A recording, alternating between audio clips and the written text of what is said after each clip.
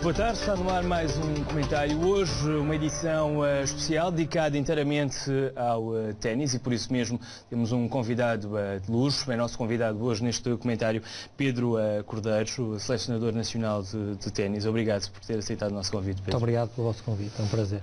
É também convidada neste comentário Célia Lourenço, jornalista do Jornal A Bola. Célia, bem-vinda. Obrigada. Pedro, vamos então começar pela atualidade da Seleção Nacional. Vem um confronto para a Taça Davis, frente ao Benin. Portugal é claramente favorito neste jogo. Sim, já tenho referido que, obviamente, na teoria somos favoritos, temos jogadores muito mais bem classificados, no entanto, as características da Taça Davis é preciso ter sempre em conta, é uma representação do país e todos nós sabemos que os atletas muitas vezes, quando representam o país, transcendem-se e, portanto, nós estamos a contar com isso. O Benin também não tem nada a perder, os jogadores do Benin, porque digamos que a pressão está toda do nosso lado e, portanto, os nossos jogadores estão mentalizados e preparados para encarar este jogo como outro qualquer, como o fazem sempre, ou seja, o mais profissional possível. Pedro, Célia, já vamos voltar a falar. Para já vamos então ver uma peça assinada pela Clara Osório sobre o sorteio do emparelhamento desta Taça Davis Portugal-Benin. Vamos então ver. Lisboa é o palco desta primeira eliminatória do Grupo 2 da Zona Europa-África da Taça Davis e foi no arquivo da Câmara Municipal que ficou ditada a ordem dos encontros. A abrir, logo à 1 da tarde desta sexta-feira, João Sousa defronta Loic Didavi. É um jogador que eu não conheço, sei que é um jogador que está nos Estados Unidos, está na universidade, a fazer a universidade.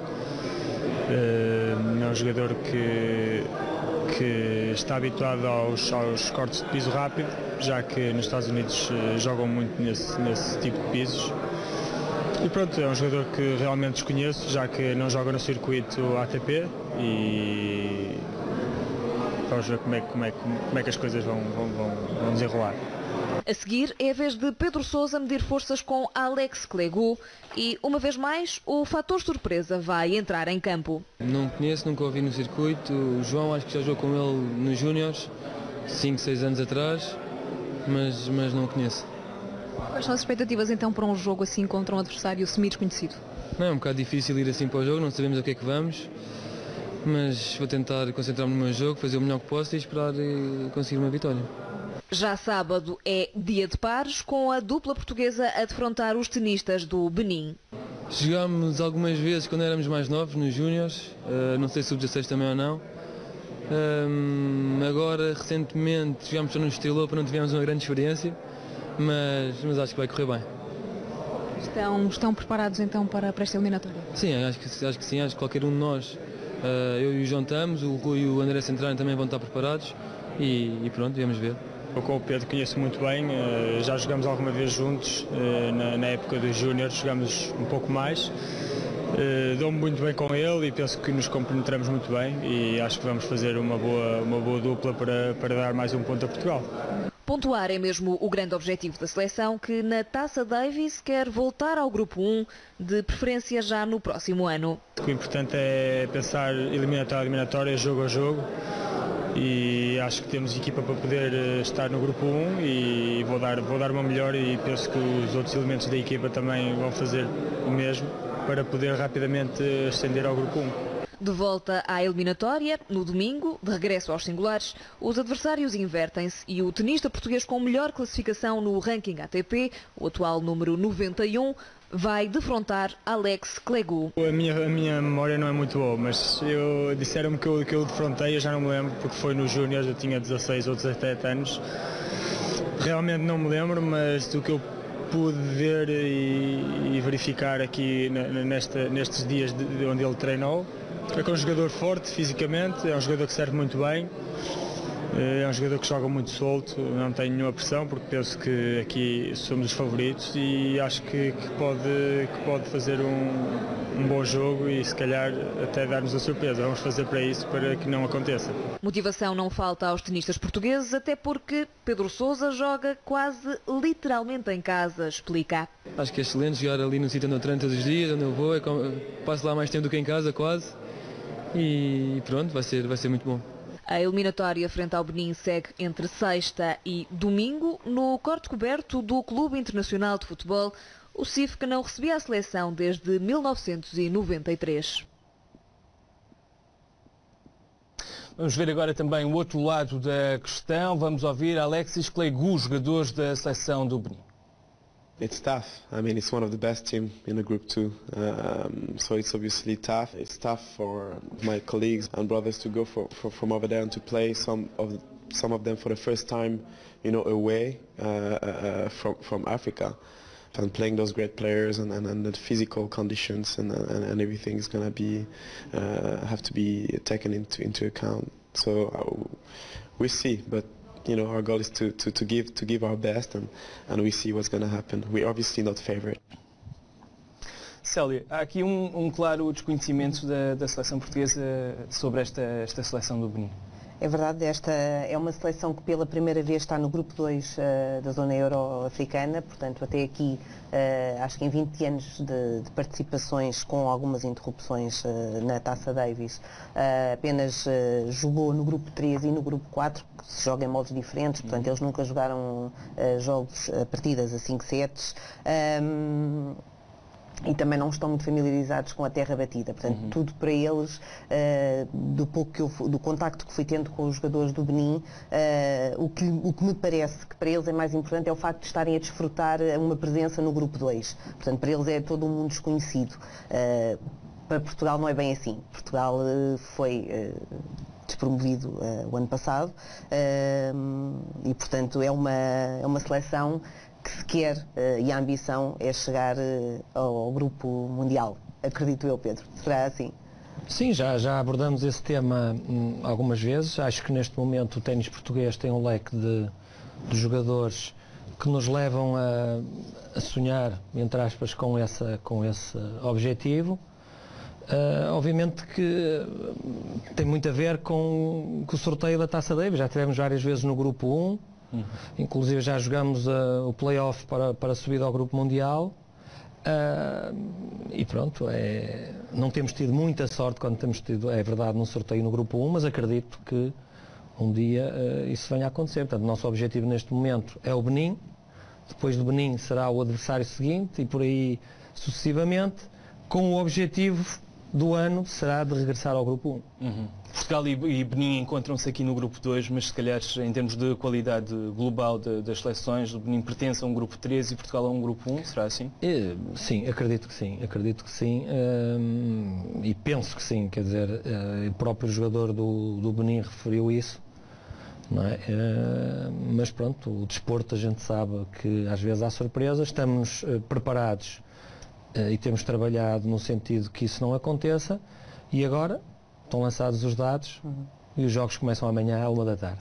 Pedro, e esta seleção já é um sinal de uma renovação, uma vez que tínhamos como habituais o Frederico Gil, o Rui Machado por uma questão de lesão tem estado um pouco arredado e agora surge-nos o João Sousa, que neste momento é o jogador com o melhor ranking, não é? 91 do mundo, o Pedro Sousa, que também tem estado a jogar bastante bem, portanto houve novamente um regresso do Rui Machado e surge o André Gaspar Murta. Como é que análise é que faz no global desta seleção? Bom, isso eu acho que é um sinal positivo do ténis português que vem-me complicar a vida neste momento como selecionador nacional, aumentando o leque das possíveis escolhas. Há um grupo de miúdos neste momento que já vem a ser seguidos há algum tempo, onde está incluído o André Murta, o Frederico Silva, o João Domingos, que inclusive também foi à Jugoslávia, e outros, mas nomeadamente estes três, que têm sido convocados como alternativa e por uma razão ou outra têm entrado no leque dos selecionados. Quando referiu que há uma certa renovação, é bom sinal, não é? Ao longo dos anos, senão neste momento eu e o Vilela também ainda estaríamos a jogar a Taça Davis e obviamente que isso não era um bom sinal. Mas portanto passou pelo Cunha, pelo Nuno, pelo Emanuel, pelo Bernardo e agora pelo Gil, pelo Rui. O Rui realmente teve algumas lesões que na época passada o levaram a ter uma época muito intermitente e acabou até por terminar um bocadinho cedo. O Gil também, no final do ano, com alguns problemas, que se espera que rapidamente volte ao seu normal. E portanto o Gastão, que nesta eliminatória optou por não estar disponível, e por isso eu digo que graças a Deus que temos onde ir buscar mais elementos, porque poderia complicar. Portanto, eu acho que isso é fruto do trabalho do individual de cada jogador e que para mim só vem a beneficiar com isso. Como é que o selecionador nacional está a encarar esta ausência de Gastão Elias? Com normalidade há uma frase tipo que diz que só faz falta quem cá está. Portanto, o Gastão, acho que no seu entender achou que não estava disponível. Não me cabe a mim comentar a sua opção, muito menos num espaço televisivo. Poderia fazer lá, acho que essas coisas devem ser resolvidas dentro de casa. Encaro com normalidade. Tenho os outros, portanto é com os outros que eu conto e é com esses que quero vencer o Benin.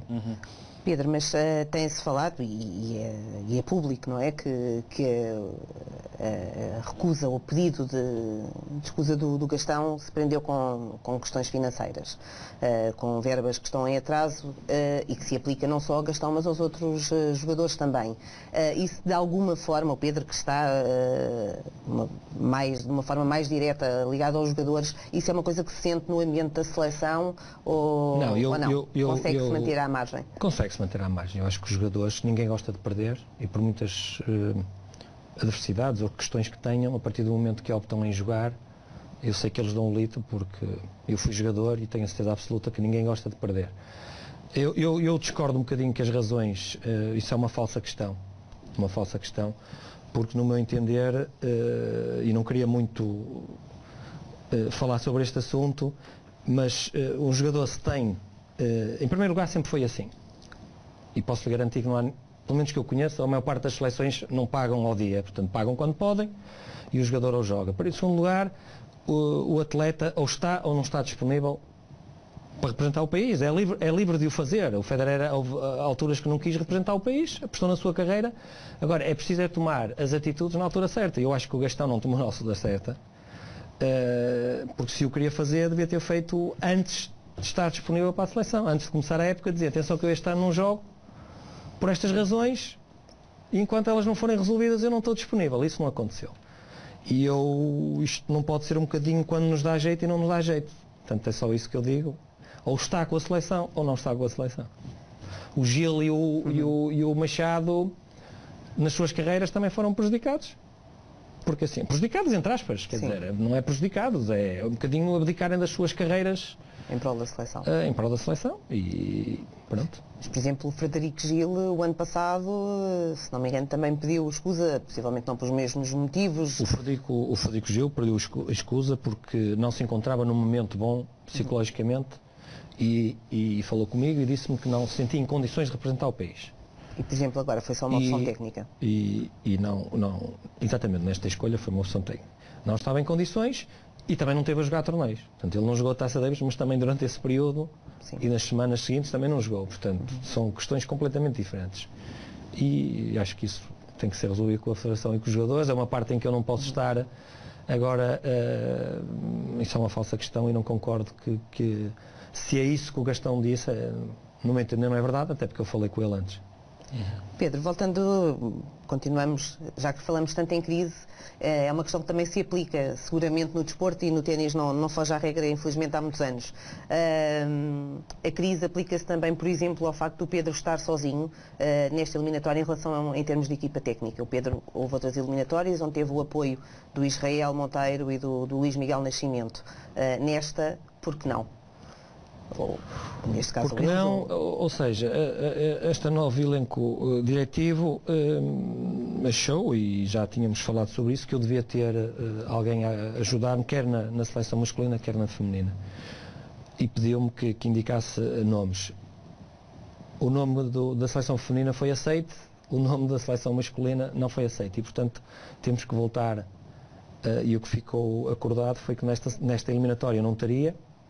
E, portanto, vamos falar sobre esse assunto para resolver, porque acho que a escolha tem que ser minha e tem que ser alguém em que eu confio, não faz sentido de outra maneira.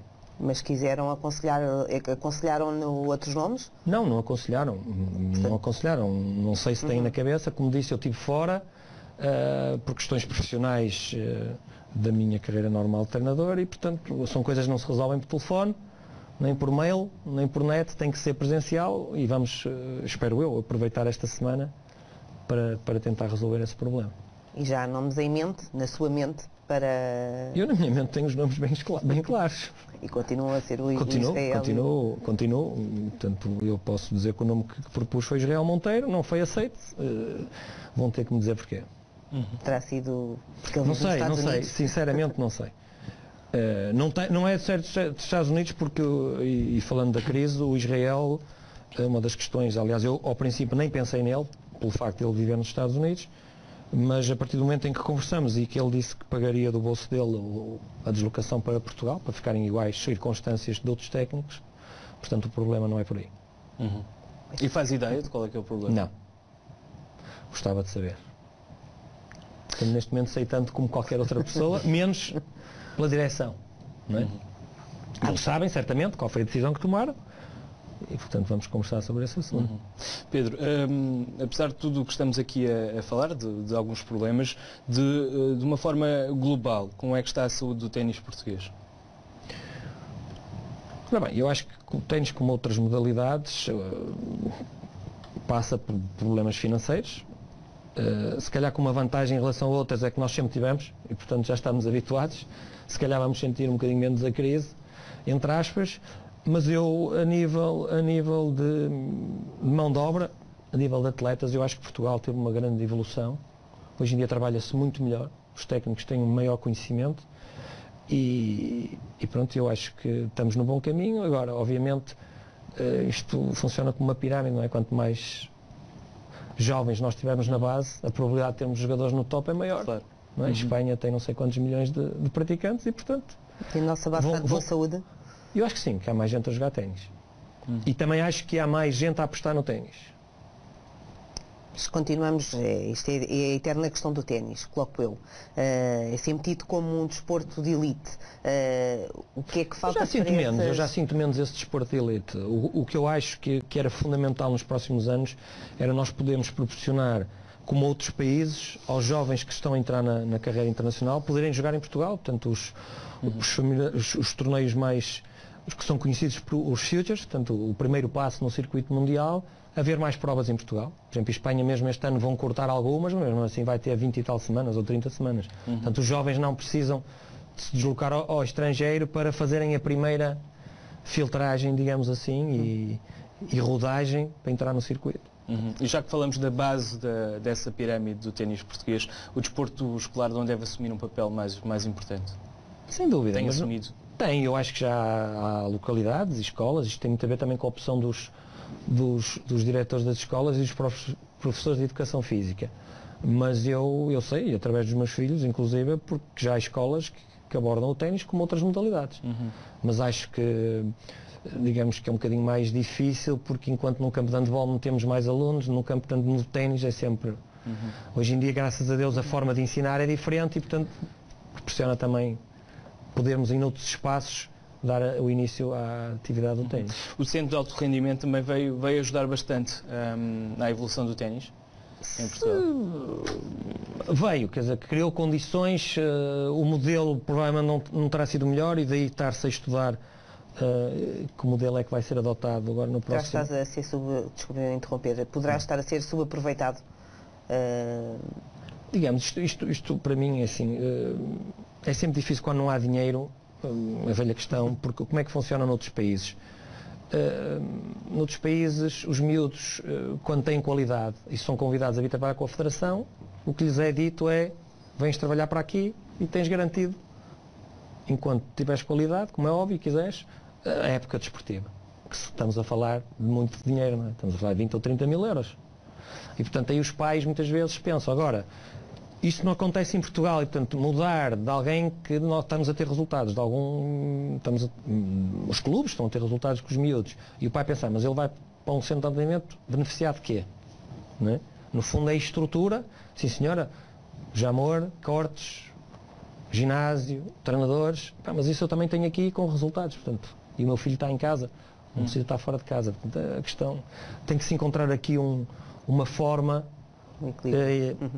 equilíbrio intermédia para que possamos ter benefício disso, portanto, porque senão aqueles que vão para o centro obviamente não são os melhores, não é?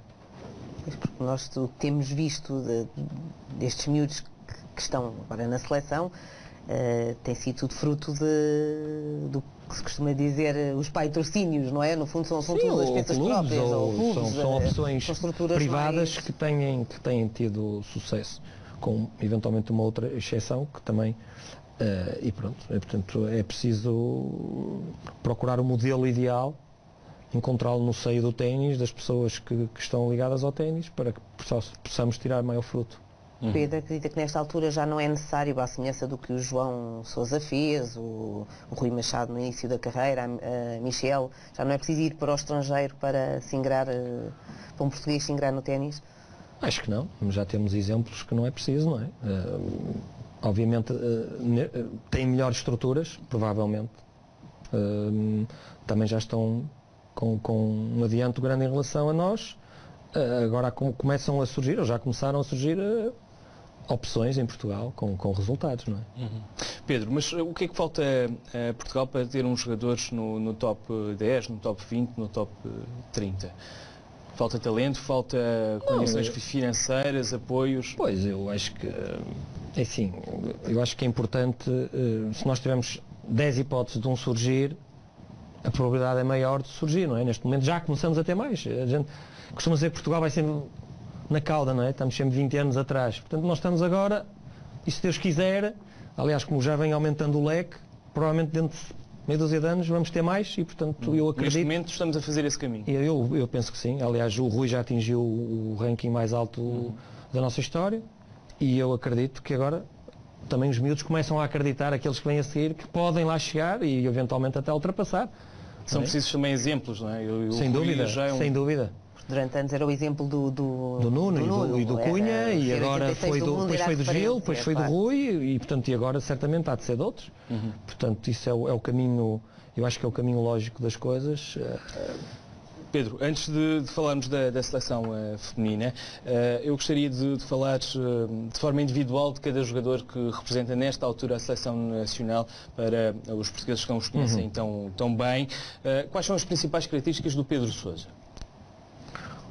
Bom, o Pedro é um jogador com um enorme talento, é um jogador que tem uma capacidade de aceleração, nomeadamente do fundo do corte, é um jogador rápido, no entanto é um jogador que ainda não encontrou uma consistência, digamos, na parte do foro psicológico competitivo dentro do campo, tem muitos altos e baixos e daí ainda não se ter conseguido afirmar, digamos, num ranking mais elevado, mas eu acredito.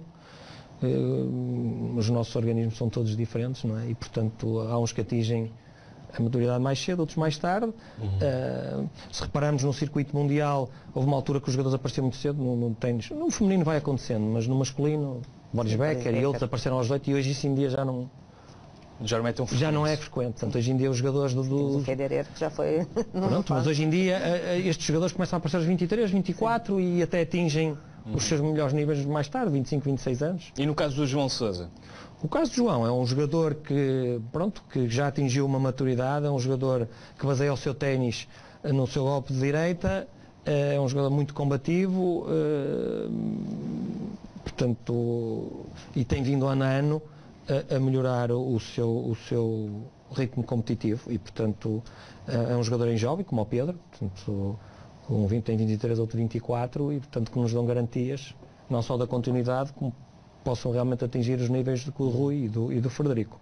No caso do Rui Machado, é o tal exemplo, não é? O Rui é um exemplo, o Rui já teve uma adversidade aqui há 2, 3 anos, talvez, ou mais, que baixou também, voltou aos Futures, portanto é um sinal de uma grande humildade, voltou e até voltou melhor, voltou ao seu melhor ranking de sempre, ao melhor ranking português, portanto teve agora outra adversidade no joelho, está recuperado, vai novamente, portanto está na luta, é um jogador que dá tudo em campo. Está para renascer. E eu acho que se vai voltar lá porque merece. O Morto é um jogador ainda muito verde, está a dar os seus primeiros passos no circuito, tem dado ótimas indicações, é um jogador alto, é um jogador com bastante porte atlético e tem vindo a fazer o seu trajeto e, portanto, este ainda tem 19 anos. E este corte de cabelo é uma tradição? É uma tradição. Este corte de cabelo isto começou, eu já não era jogador e nem treinador. E, portanto, isto foi a determinada altura que os jogadores da seleção assim o entenderam, que quando entrava um novato, há determinadas coisas que, portanto, no cabelo podem usar e fazer aquilo que entenderem, tem que pagar algumas flexões de braço, alguns castigos, e na cerimónia tem que discursar. Na cerimónia, portanto, tem que fazer o seu discurso da praxe. E isto, eu acho que isto é um sinónimo de um grande ambiente de grupo. E acho que tenho pena que no meu tempo não tenha existido, mas pronto, eram outros tempos. E acho que demonstra que realmente a família do ténis está mais unida. Isso no feminino também é fácil, é mais fácil é diferente. Criar esse ambiente. Já não se pode pensar no cabelo, diria. Acho que não iriam aceitar. Mas é um bocadinho diferente, como em tudo, acho que eu estou nas duas seleções e são características diferentes. E parece-me que esta seleção feminina também tem um espírito já mais semelhante. Sim, também tem algumas praxes, nomeadamente o discurso e outros castigos, mas o cabelo nem vale a pena pensarmos nisso, que acho que, acho que não ia ter sucesso. Do lado feminino, Pedro, quais são as principais promessas, certezas do ténis português? Bom, nós no aspecto feminino eu diria que estamos menos bem que nos homens, não é? Eu também acho que é um bocadinho, eu acho que está melhor, mas o país feminino não tem um bocadinho a mentalidade da prática desportiva. A gente vê nas escolas que a maior parte das meninas, cada vez menos, mas tentam-se sempre esquivar à educação física, ou por uma razão ou outra, o que é mau. E portanto o que eu sinto em relação a outros países é que as miúdas são mais atletas, não é? São atletas, depois cada uma escolhe o seu desporto. As nossas ou são boas no ténis, ou boas no handball, ou boas no basquete, mas não são aquelas atletas que se fizessem qualquer desporto fariam bem, o que acontece nos homens, não é? Por norma, uma pessoa que joga bem futebol faz sempre outras atividades, mesmo que não seja de uma forma profissional, mas tem do ténis também, uns que foram para o golfe. De qualquer forma, a Maria João e a Michelle têm dado cartas. Não, é isso que eu queria dizer, há uma melhoria, aparece mais cedo. A Michelle e a Maria João, nomeadamente, que tem sido o baluarte da nossa seleção, estão no top. Continua-se a falar muito da Michelle, que é uma pena, mas nós não podemos esquecer que a Michelle tem 19 anos, quer dizer, nós ouvimos falar da Michelle desde os 14, ou dos 9, ou dos 10, ou seja, ela não é veterana, ela ainda está, obviamente, pode ter uma outra opção que a gente possa questionar, mas ela é uma jogadora que dá tudo quanto está dentro do campo, isso não há dúvida nenhuma. Aliás, ela é conhecida um bocadinho no circuito por isso. Podia ter evoluído mais. Audível, não é? Poderia ter evoluído mais, provavelmente, mas também não quer dizer que ela esteja fora dessa possibilidade. Eu acredito que a Michelle tem qualidade e que vai lá chegar, e assim espero para o ténis português. A Maria João tem tido uma evolução bestial, tem sido realmente, aliás, neste momento é a nossa melhor representante, e pronto, e gosta imenso de ténis, dá tudo pela modalidade. E acho que vai se ingrar. Em relação às outras atletas, aí é que se nota um bocadinho um fosso maior, não é? O leque de escolha ainda é mais pequeno, apesar que, pronto, já também começamos a ter alguns torneios dos Futures, aqui nas mulheres não é Futures, são os ITFs, 10 mil em Portugal, portanto já também mais miúdas a apostar, já o leque também já é um bocadinho maior, mas ainda estamos uns furos abaixo do lado masculino. Célia, como analista, como jornalista que segue com atenção o ténis, no ténis feminino português, qual é a jogadora mais talentosa, na tua opinião, da atualidade?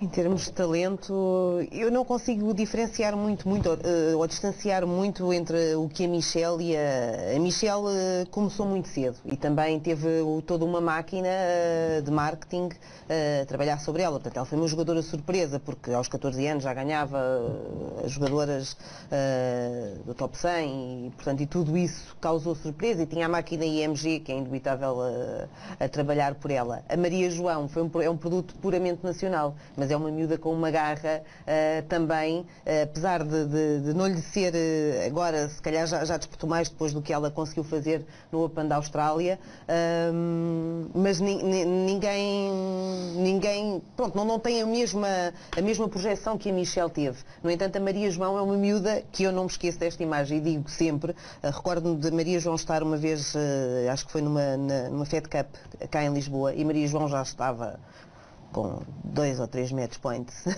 abaixo, e ela continuava a bater na perna dela e dizia: vamos lá Maria João, vamos lá Maria João, quando se calhar é mais normal uma pessoa ver uma atleta nessa altura já está derrotada, já entregou o jogo, e a Maria João não entrega, portanto, e é isso uma das grandes características. Eu acho que são as duas, são grandes lutadoras.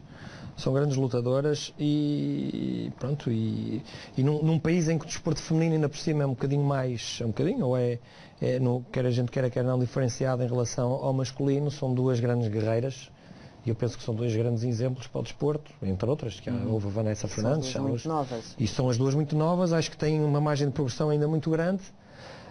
Pronto, e eu continuo a dizer que há coisas que eu não entendo no circuito feminino, portanto, que não existe no masculino, nomeadamente quando a Michelle e outras aparecem aos 14 anos, elas têm limitação de provas que podem jogar durante o ano, quer dizer, não faz sentido. Ou seja, ela com aquela idade só pode jogar um determinado número de provas, portanto isso vai obrigar a duas coisas. Primeiro, menor competição, claro. E depois, cada vez que joga um torneio, o grau de exigência é muito maior. Mas há uma explicação para isso? Aquilo tem a ver desde a carreira de Jennifer Capriati, que apareceu aos 14 anos, a ganhar muita coisa, ganhou milhões de dólares e, portanto, depois teve, infelizmente, um desvio pessoal, mas são opções de vida, muitas vezes não são situações que surgem, uns são mais fracos do que outros, infelizmente, mas eu não percebo essa regra da WTA, não faz sentido nenhum. Portanto, se uma jovem aparece aos 14 anos, porque nos homens isso não existe, quer dizer, ele se quiser joga os torneios todos. E eles dizem que aquilo é uma proteção, mas não faz sentido, porque a Michelle, quando surgiu, e outras, quer dizer, cada torneio que jogam, ou têm que ir aos quartos de final ou às meias finais, porque depois não podem jogar mais. Portanto, cria ali uma certa quebra de ritmo competitivo que não faz sentido. Pedro, o Pedro foi também jogador. Há uma grande diferença do seu tempo de jogador para a atualidade? Sem dúvida. Há uma grande diferença, as raquetes, as bolas, a técnica. O ténis no meu tempo era um ténis, eu apanhei um bocadinho a mudança, mas o ténis era um ténis, os movimentos eram movimentos muito mais lineares, falando tecnicamente, não é? Portanto, eram movimentos, as pegas obrigavam portanto, a bola quando bate no chão e depois tem a sua curva ascendente, nós tínhamos que deixá-la descer um bocadinho, porque a pega que se ensinava na altura, assim, quer dizer, era impossível bater a bola mais cedo. Isso veio tudo mudar quando apareceu o Borg. O Borg foi um jogador que veio do hóquei do gelo, portanto tinha uma pega, que a gente chamava a pega de martelo, era uma pega de pegar no stick, era realmente um grande atleta, até na altura fizeram vários testes entre vários atletas dali, ele realmente era o melhor de todos, e que derivado essa pega e a forma até de jogar com duas mãos, começou a bater a bola um bocadinho mais cedo, ou seja, mais acima que os outros, e portanto o ténis logo aí tornou-se mais rápido, não é? Isso é uma das razões e portanto o ténis foi evoluindo. Como jogador, qual foi aquele jogo memorável que nunca se vai esquecer? Olha, um deles foi quando ganhei uma lenda do ténis mundial, que foi ao Ilinastase aqui em Cascais, num jogos de exibição que o João Lagos na altura organizou, que se chamava Ténis e Rock. Havia um tour que tinha ténis e à noite tinha rock, e portanto foi jogado em algumas praças de touros em Portugal. É uma boa combinação de qualquer das formas. Sem dúvida, eu acho que foi porque nós atuávamos à tarde ou durante o dia, fim da tarde, e depois os homens da música continuavam à noite. E eu tive nessa altura, veio o Adriano Panatta, o Ilie Nastase e o Vitor Pecci, que foi finalista de Roland Garros, e eu fui o convidado português.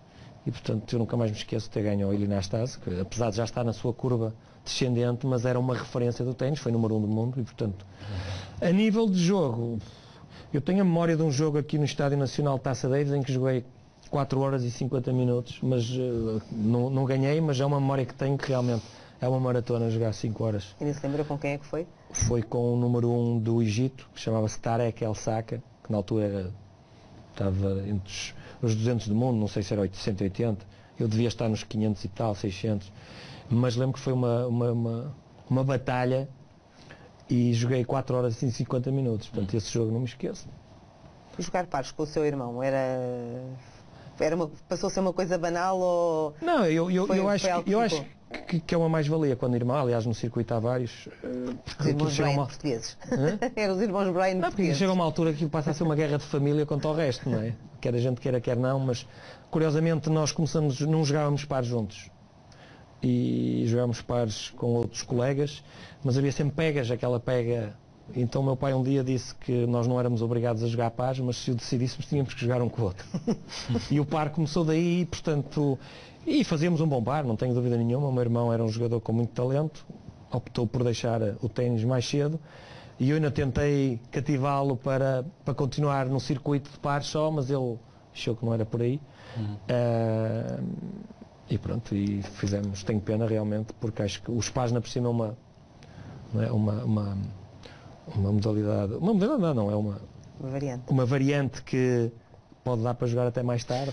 Pedro, já temos pouco tempo, eu queria também a sua opinião sobre a atualidade do ténis mundial. Quem é que gosta mais de ver jogar? Djokovic é um bom número 1 mundial, merece lá estar. Roger Federer é ou não o melhor de sempre? Qual é a sua opinião? A minha opinião, em primeiro lugar, acho que o Djokovic merece lá estar porque tem sido o que tem ganho mais ultimamente, portanto, tem sido mais regular, isso também é importante, não é? Portanto, é um circuito que tem muitos torneios durante o ano e, portanto, ele sem dúvida que tem sido o que tem ganho mais e que tem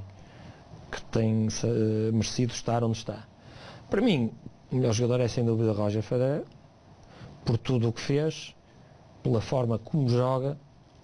A gente, enquanto nós no Djokovic e de qualquer outro jogador, nós sabemos quais são, no fundo, onde se resume a sua intervenção durante o jogo, o Federer está-nos sempre a surpreender, ou não, pelo positivo e pelo negativo, mas eu acho que isso também ou seja, não é uma máquina que está ali, é realmente um talento. Apesar da gente, como ele próprio diz, o talento, quanto mais treino, mais talento tem, e portanto o talento a gente tem que definir o que é o talento. Mas é sem dúvida, a olho, para mim é o jogador que eu mais gosto de ver jogar. Não é? Eu gostava ainda de questionar o Pedro, pedir um comentário seu sobre a questão do doping. Ainda recentemente, quando o Lance Armstrong deu a entrevista à Oprah Winfrey e assumiu toda aquele esquema de doping, o Djokovic falou no Open da Austrália que os próprios testes no ténis também tinham, que o sistema era bom, mas que havia algumas lacunas. O que é que lhe parece? Há doping no ténis? As coisas são igualmente camufladas ou é um desporto limpo, como eles também chamam? É assim, eu tenho tanta certeza como as outras pessoas. Nós ouvimos muitas coisas no circuito, nos bastidores. Obviamente, se depois as atletas são apanhados no doping, é porque existe doping. E quer a gente queira, quer não, o doping existe no desporto. Portanto, isso é inevitável. Uns aderem, outros não aderem. Portanto, é lamentável que isso assim seja. Agora, que vimos agora com o Armstrong, não é? Portanto, o que se costuma sempre dizer é que o doping vai à frente da captação e, portanto, os métodos vão melhorando e vão verificando que realmente os atletas estavam dopados.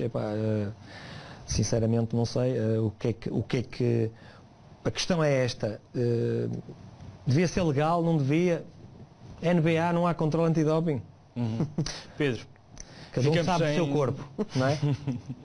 Pedro, agradeço imenso a sua presença aqui na Bola TV. E dar os parabéns à Bola TV porque realmente é uma televisão que abrange todos os esportes, o que não se verifica noutras. Muito obrigado. Então, Pedro, agradeço então a sua presença. A porta da Bola TV estará sempre aberta para o ténis português e boa sorte para este confronto frente ao Benin. Célia, agradeço também a tua presença. Foi um prazer ter-te neste comentário. Obrigado. É o ponto final então neste comentário. Hoje um especial dedicado ao ténis. Já a seguir chegam as notícias na Bola TV, na sua